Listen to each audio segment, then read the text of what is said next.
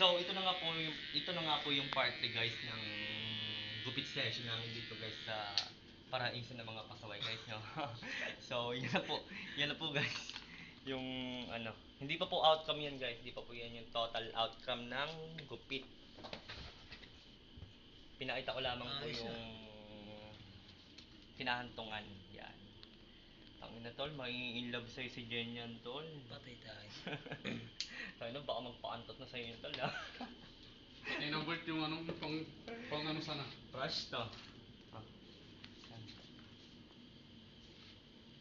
Chard, ano masasabi mo? Tayo na, baka sagutin na siya ni Jen tol, no?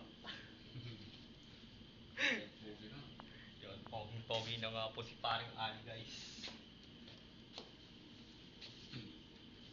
Yan, si paring Richard guys. Isang malupit na manggugupit na nagmula pa po sa Palawan guys.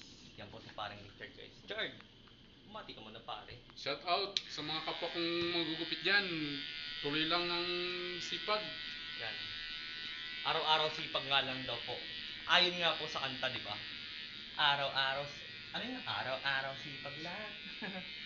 Hindi ko rin po alam yung kantang yun guys. Naririnig ko lang rin po. Pero, it sounds good guys. Kaya, it sounds like some motivational song guys, no? It gives us some motivation to keep fighting. Yan guys.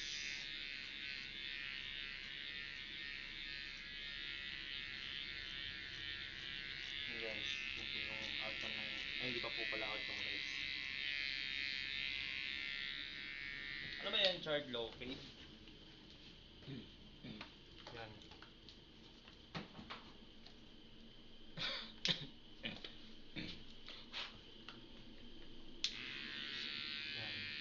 Almost 2 minutes na po yung gupit natin, ay yung video natin guys. Our video it runs almost 2 minutes na po. Yan. Talaga pong napaka-solid ni paring Richard guys. Siya rin po yung gumupit sa akin ito guys. Kung ay hindi ko pa po pala na-upload yung video namin guys, pero I will upload it soon. Siguro pagsasabayin ko na po yung video na po na to at yung nakaraang video po. Yan. Ito po guys, parang Ali guys. Talaga pong napaka-solid yun guys.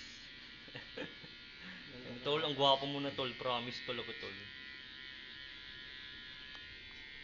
Baka ano tol ah. Tol, tingga. Kaya na tol, promise tol, magugustuhan ko na ng ganyan tol. Hindi, gusto ko na niya tol. Kaso nga lang, kailangan po mag-effort tol. Pero hindi na kailangan mag-effort tol. Kung gusto ka tol, talagang gusto ka. So, yun nga po guys. Hanggang dito na nga lang po muna itong video guys. Ito po yung part 3 ng video guys, ng gupit session namin ngayong gabi po na ito. And yung outcome po siguro po mamaya na lang po sa part 4 guys. So, yun po.